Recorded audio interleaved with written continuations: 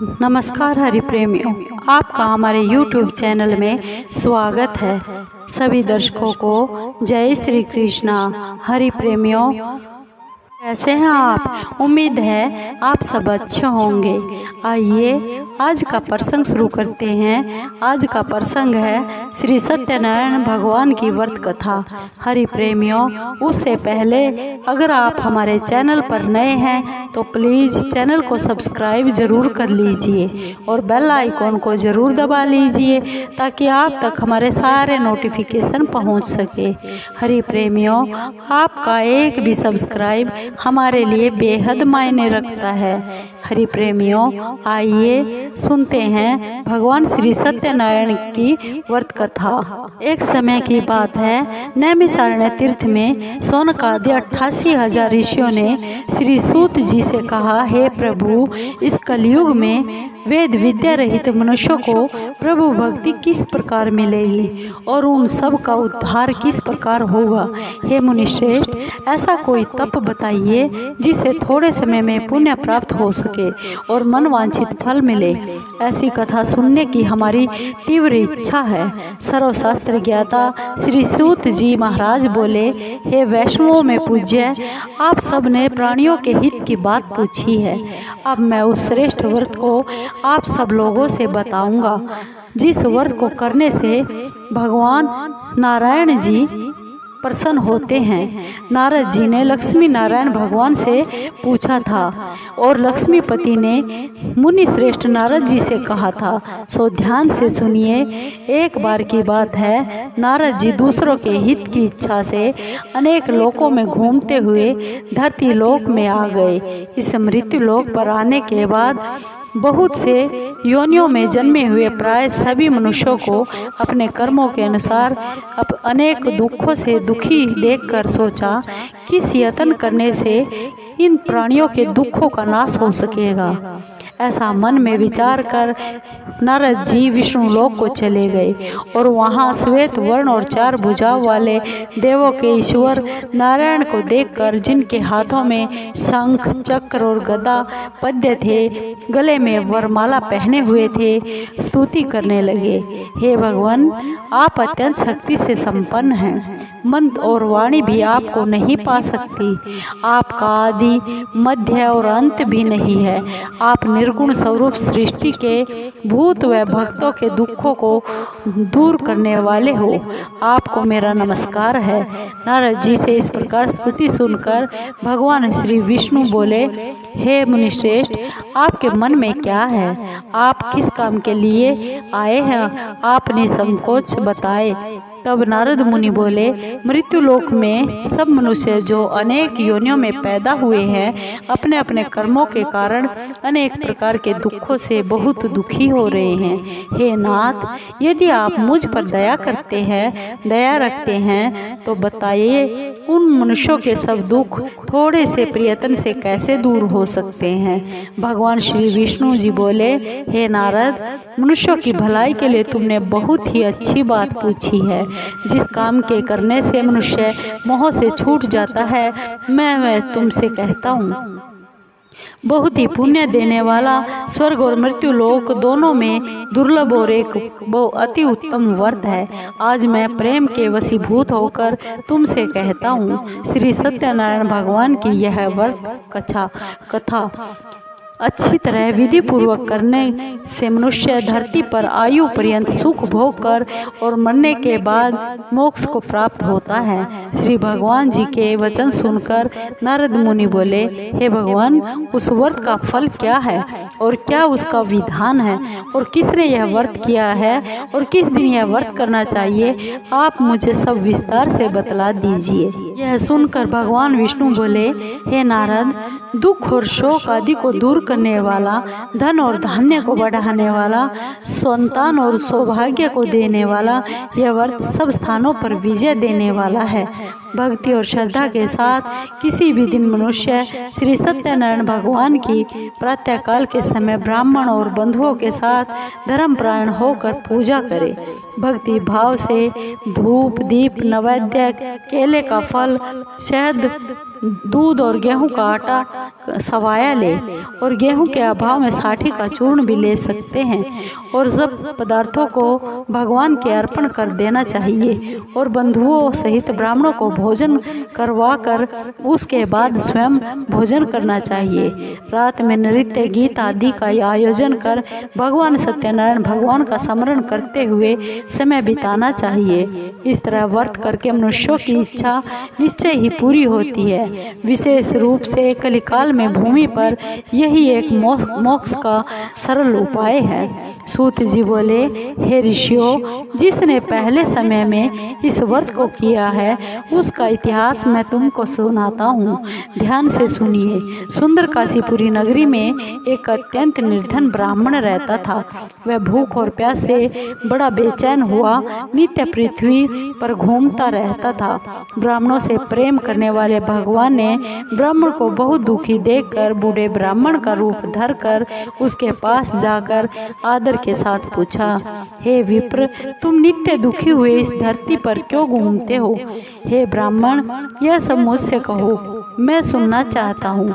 ब्राह्मण बोला, मैं बहुत निर्धन ब्राह्मण हूँ, भिक्षा के लिए पृथ्वी पर घूमता हूँ फिरता हूँ। हे भगवान, यदि आप मुझे इससे छुटकारा पाने का कोई उपाय जानते हो तो कृपा कर बताइए। वृद्ध ब्राह्मण बोला, हे विप्र, सत्यनारायण भगवान मनवांछित फल देने वाले हैं, इसलिए तुम उनका पूजन करो, जिसके करने से मनुष्य सब दुखों से छूट जाता है।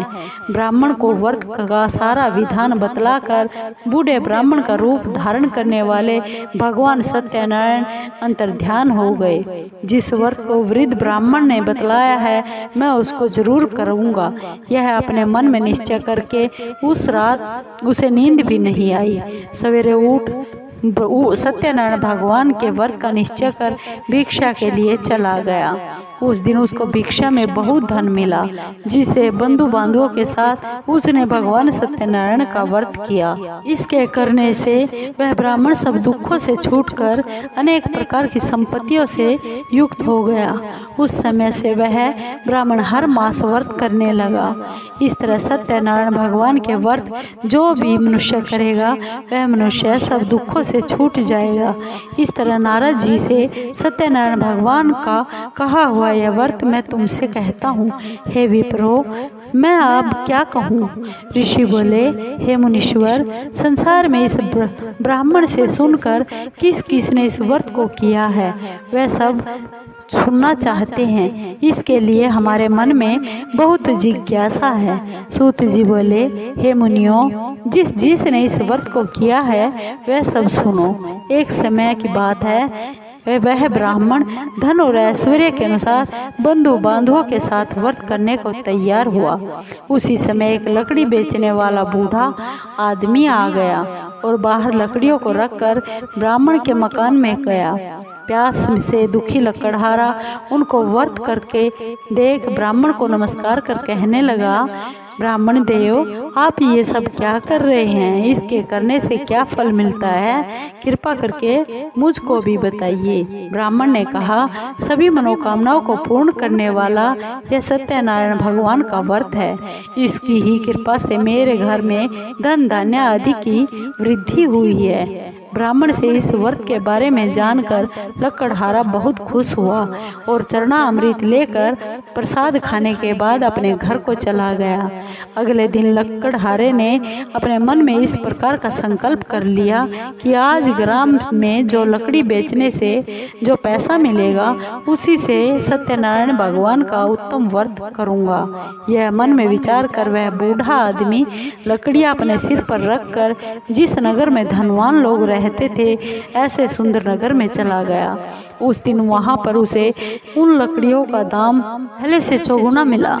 तब वह बूढ़ा लकड़हारा दाम लेकर बहुत प्रसन्न होकर पके हुए केले, शक्कर, घी और दूध, दही, गेहूं का चूर्ण इत्यादि सत्यनारायण भगवान के व्रत की सारी सामग्रियों को लेकर अपने घर को गया। फिर उसने अपने भाइयों को बुलाकर विधि पूर्वक भगवान का पूजन और व्रत किया। उस व्रत के प्रभाव से वह बूढ़ा लकड़हारा धन, पुत्र आदि से युक्त हुआ।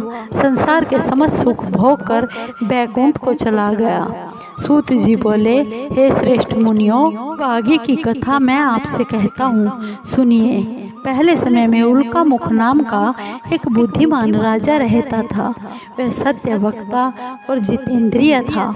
प्रतिदिन देवस्थानों पर जाता था और गरीबों को धन देकर उनके दुख दूर करता था।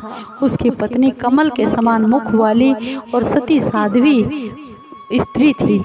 पुत्र प्राप्ति के लिए भद्रशिला नदी के तट पर उन दोनों ने सत्यनारायण भगवान का व्रत किया।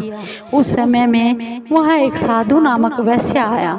उसके पास व्यापार के लिए बहुत सा धन था। उस नाव को किनारे पर ठहरा कर राजा के पास आ गया और राजा को व्रत करते हुए देखकर बहुत विनय के साथ हाथ जोड़कर पूछने लगा, हे राजन, भक्ति युक्त चित्त से यह सब आप क्या कर रहे हैं? मेरी सुनने की इच्छा है, सो आप मुझे यह सब बता दीजिए। राजा बोले, हे वैश्य, अपने बांधवों के साथ पुत्र आदि की प्राप्ति के लिए यह महाशक्तिवान भगवान सत्यनारायण व्रत और पूजन कर रहा हूँ। राजा के वचन सुनकर साधु आदर से बोला, हे राजन, मुझसे इसका सब विधान कीजिए, कहिए। मैं भी आपके कथनानुसार इस व्रत को करूँगा। मेरे भी घर कोई संतान नहीं है। मुझे विश्वास है इस व्रत के करने से मेरे घर संतान जरूर होगी। राजा से सब विधान सुनकर व्यापार से निवृत्त हो वह आनंद के साथ अपने घर को चला गया। वैश्य ने अपनी स्त्री को संतान देने वाले इस व्रत को सुनाया और प्रण किया कि जब मेरे संतान होगी तब मैं इस व्रत को करूँगा। साधु ने ऐसे वचन अपनी स्त्री को कहे कि संतान होगी तब मैं इस व्रत को करूँगा।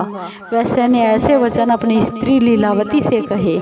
एक दिन उसकी स्त्री लीलावती पति के साथ आनंदित हो सांसारिक धर्म में प्रवृत्त होकर सत्यनारायण भगवान की कृपा से गर्भवती हो गई और 10वें महीने में उसके घर एक सुंदर कन्या ने जन्म लिया। दिनों दिन वह इस तरह बढ़ने लगी जैसे शुक्ल पक्ष का चंद्रमा बढ़ता है। कन्या का नाम कलावती रखा गया। तब लीलावती ने बहुत मीठे शब्दों में अपने पति से कहा कि जो आपने संकल्प किया था कि भगवान सत्यनारायण का व्रत करूँगा, अब आप उस व्रत को करिए। वह वैसे बोला, हे प्रिय, इसके विवाह पर करूँगा। इस प्रकार अपनी पत्नी को वह आश्वासन देकर वह नगर को चला गया।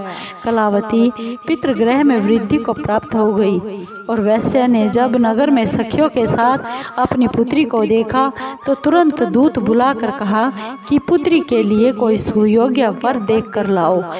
वैश्य की आज्ञा पाकर दूत कंचन नगर पहुंचा और वहां पर बड़ी खोज कर देखभाल कर लड़की के लिए सुयोग्य वणिज पुत्र को ले आया। उस सुयोग्य लड़के को देखकर वैश्य ने अपने बंधु बांधवों से प्रसन्नचित हो अपनी पुत्री का विवाह उस लड़के के साथ कर दिया, किंतु दुर्भाग्य से विवाह के समय भी उस व्रत को करना भूल गया। तब श्री सत्यनारायण भगवान क्रोधित हो गए और वैश्य को श्राप दिया, जाओ तुम्हें दारुण दुख प्राप्त होगा। अपने कार्य में कुशल वैश्य अपने जमाता सहित समुद्र के समीप स्थित रतनपुर नगर में गया और वहां दोनों ससुर जमाई चंद्रकेतु राजा के उस नगर में व्यापार करने लगे। एक दिन भगवान सत्यनारायण की माया से प्रेरित कोई चोर राजा का धन चुरा कर भागा जा रहा था, किंतु राजा के दूतों ने देखा कि चोर घबरा कर भागते हुए धन को वहीं चुपचाप रख कर जा रहे हैं जहां वे ससुर जमाई ठहरे हुए थे। जब दूतों ने उस साधु वैश्य के पास राजा के धन को रखा देखा तो वे दोनों उस ससुर जमाई को बांध कर ले गए और राजा के समीप जाकर बोले, हे राजन, यह 2 चोर हम पकड़ कर लेकर आए हैं, हमें आज्ञा दीजिए, क्या करना है। तब राजा की आज्ञा से उनको कठोर कारावास में डाल दिया गया। उनका सब धन छीन लिया गया। सत्यनारायण भगवान के श्राप के कारण साधु वैश्य की पत्नी व पुत्री भी घर पर बहुत ही दुखी हुई। उनके घर पर जो धन रखा हुआ था चोर चुरा कर ले गए। शारीरिक व मानसिक पीड़ा तथा भूख और प्यास से बहुत दुखी हो अन्न की चिंता में कलावती एक ब्राह्मण के घर गई। वहां उसने सत्यनारायण भगवान का व्रत होते हुए देखा।